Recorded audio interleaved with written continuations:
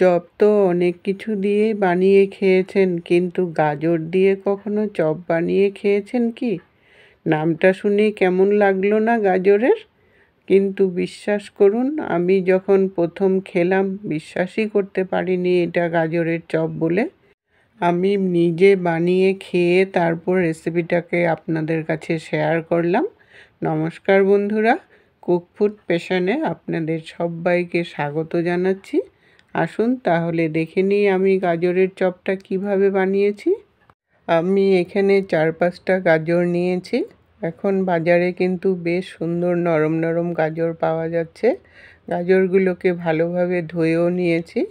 ধুয়ে নিয়ে তারপর কাটবেন, তাহলে গাজরের থেকে আর বেশি জল বেরোবে না। গাজরের বোটাটা কেটে এখন খোসাটাকে একটু চেষে নেব।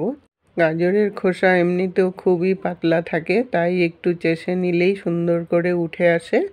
আর এই গাজর কিন্তু বাচ্চারাও খেতে চায় না, বড়রাও খেতে চায় না, কিন্তু এইভাবে করে যদি চপ বানিয়ে দেন না, কেউই বুঝতেই পারবে না এটা গাজর দিয়ে বানানো হয়েছে। যে সবগুলো গাজর ছুলে নিয়েছি। এখন আমি একটা গ্রেটার নিয়েছি।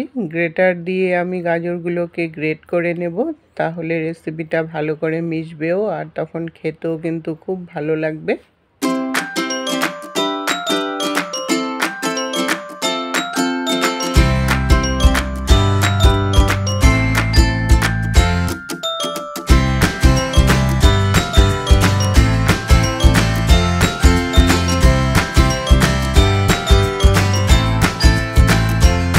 সবগুলো গাজর গ্রেট করে নিলাম।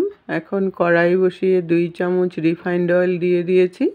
রিফাইন্ড অয়েল দিয়ে আমি গাজরটাকে একটু ভেজে নেব, তাহলে গাজরের যে গন্ধ থাকে গন্ধটাও কিন্তু চলে যাবে। গাজরগুলোকে দিয়ে তেলের সাথে ভালো করে মিশিয়ে নিয়ে স্বাদ অনুসারে একটু নুন দিয়ে এখন 5 মিনিটের জন্য ঢাকা দিয়ে দিব, তাহলে গাজরটাও সিদ্ধ হয়ে যাবে আর গাজরের থেকে যে জলটা আছে জলটাও বেরিয়ে যাবে। 5 মিনিট পরে ঢাকনাটাকে উঠিয়ে নিলাম। গাজরটা কিন্তু একটু জল জল ভাব হয়ে গেছে আর অনেকটাই কিন্তু মজে গেছে। এখন একটু হাই হিটে দিয়ে গাজরটাকে ভাজা করব, জলটাকে শুকিয়ে নেব। গাজরটা ভাজা করে নিলে গাজরের যে একটা গন্ধ থাকে গন্ধটাও কিন্তু চলে যাবে। প্রায় 5-7 মিনিট গাজরটাকে এইভাবে ছড়িয়ে ছড়িয়ে ভাজা করে নিলাম। গাজরটা কিন্তু অনেকটাই শুকিয়ে আসছে। ব্যালেন্সের জন্য একটু মিষ্টি দিয়ে দিলাম। মিষ্টিটা দিয়ে আরও একটু সময় ভালো করে শুকিয়ে নিলাম। মিষ্টিটার থেকেও একটু জল বেরিয়ে যাবে, তার জন্য আর একটু শুকিয়ে নিতে হবে। শুকিয়ে নিয়ে প্রায় একদম শুকনো শুকনো যখন হয়ে আসছে আর সিদ্ধটাও খুব সুন্দর হয়ে গেছে, তখন আমি নামিয়ে নিলাম। নামিয়ে একটু ঠান্ডা করে নিতে হবে। ঠান্ডা না করলে রেসিপিটার পরের স্টেপটা বানানো যাবে না। গাজরগুলোকে ঠান্ডা করে একটা বাটির মধ্যে নিয়ে নিলাম। এখন এটার মধ্যে আমি আগের থেকে সিদ্ধ করে রাখা 4-5টা ছোট ছোট আলু এটাকে ভেঙে দিয়ে দিব। আপনারা যদি বেশি করে বানাতে চান তাহলে আলু আর গাজরের পরিমাণটাও বাড়িয়ে নিতে পারেন। আর যদি আলুগুলো ছোট হয় তাহলে 3-4টা দিলেই হবে, আর বড় আলু হলে 2টো দিলেই হয়ে যাবে। আলুগুলোকে এখন ভালোভাবে মেখে নিতে লাগবে, যেন আলুর একটুকু দানা দানা না থাকে। দানা দানা থাকলে চপটা মিশবেও না আর তখন খেতেও ভালো লাগবে না। এই কাজটা কিন্তু আপনারা ইচ্ছা করলে গ্রেটার দিয়েও করতে পারেন, তাহলে ব্যাটারটা কিন্তু খুব স্মুথ হবে।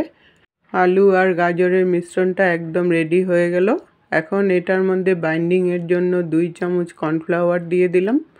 এই কর্নফ্লাওয়ারের জায়গায় আপনারা ইচ্ছা করলে ময়দাও দিতে পারেন। আর 1 ইঞ্চির মতো আদা কুচি করে নিয়েছি, আদা কুচিটা দিয়ে দিলাম। আর ঝালের জন্য পরিমাণ মতো লঙ্কা কুচি দিয়ে দিলাম। লঙ্কা কুচির জায়গায় আপনারা ইচ্ছা করলে লঙ্কার গুঁড়োও ইউজ করতে পারেন। আর ধনেপাতা কুচি দিয়ে দিলাম পরিমাণ মতো। ধনেপাতা কুচিটা একটু বেশি করে দিবেন, তাহলে খেতে ভালো লাগবে।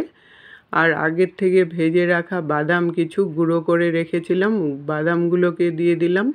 চপের মধ্যে কিন্তু বাদাম দিলে খুবই ভালো লাগে খেতে।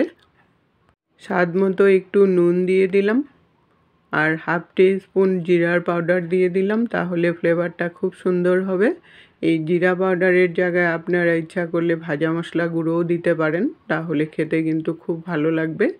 এখন সব কিছু ভালোভাবে মেখে নেব। এই মাখাটা যত ভালো করে করবেন চপটা কিন্তু ততটাই ভালো হবে। আপনারা ইচ্ছা করলে পেঁয়াজ কুচি করেও দিতে পারেন, কিন্তু আমি সম্পূর্ণ নিরামিষ পদ্ধতিতে চপটাকে বানাচ্ছি। মাখাটা আমার হয়ে গেছে, একটা শুকনো শুকনো মাখা হয়েছে। মাখাটা আমি আলাদা করে সাইড করে রেখে দিলাম। এখন একটা বাটির মধ্যে আমি কর্নফ্লাওয়ার গুলে নেব। 2 চামচ কর্নফ্লাওয়ার দিয়ে স্বাদ অনুসারে একটু নুন দিয়ে একটু জল দিয়ে এখন একটা পাতলা ব্যাটার রেডি করে নেব। এই কর্নফ্লাওয়ারের জায়গায় আপনারা ইচ্ছা করলে ডিম ফেটিয়ে নিয়ে তারপর গোলা বানিয়েও করতে পারেন। আমি যেহেতু পেঁয়াজ দেইনি, তাই আমি সম্পূর্ণ নিরামিষ পদ্ধতিতেই এটাকে বানাচ্ছি, তাই আমি কর্নফ্লাওয়ারটা দিলাম। ওপর থেকে একটা ক্রিস্পি ভাবও হবে। এটাকেও একটা সাইডে রেখে দিলাম। এখন আমি চপগুলোকে বানিয়ে নেব। চপগুলো অবশ্য আপনারা আপনাদের সাইজ মতো বানিয়ে নিতে পারেন, ছোট বড় আকারে যে যেরকম ভালোবাসেন।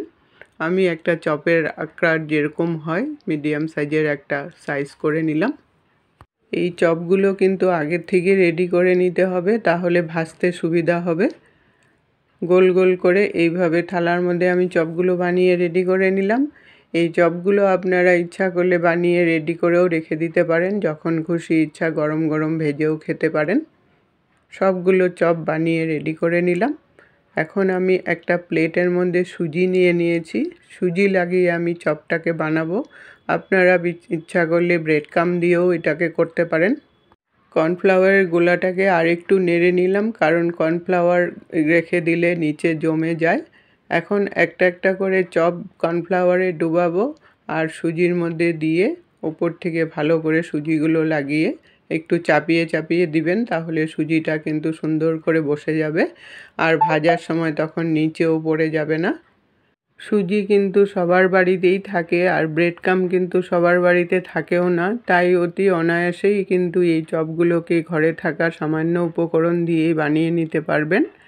এইভাবে করে সবগুলো চপ আগের থেকে রেডি করে নিয়ে তারপর আধা ঘন্টার জন্য ফ্রিজে রেখে দিবেন, তাহলে এই সুজিগুলো সুন্দর করে বসে যাবে। কড়াই বসিয়ে বেশ কিছুটা পরিমাণে রিফাইন্ড অয়েল দিয়ে দিলাম। তেলটাকে মিডিয়াম আঁচে রেখে গরম করে একদম লো ফ্লেমে এগুলোকে ভাজবেন, তাহলে ভিতর থেকেও ভাজা হবে আর উপরটাও সুন্দর ক্রিস্পি হবে।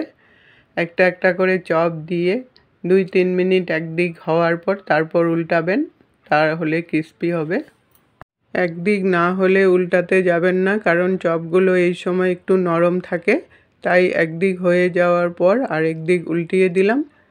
এইভাবে উল্টিয়ে পাল্টিয়ে হালকা ব্রাউন কালার যতক্ষণ না হয়ে যায় ততক্ষণ পর্যন্ত চপগুলোকে ভাজা করে নিতে হবে।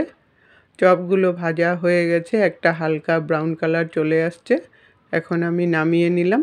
এইভাবে করে বাকি চপগুলো ভেজে রেডি করে নিলাম। এই শীতের সন্ধ্যায় এরকম গরম গরম যদি একটা চপ হয়, চায়ের সাথে চা খাওয়াটাই যেন একদম জমে যায়।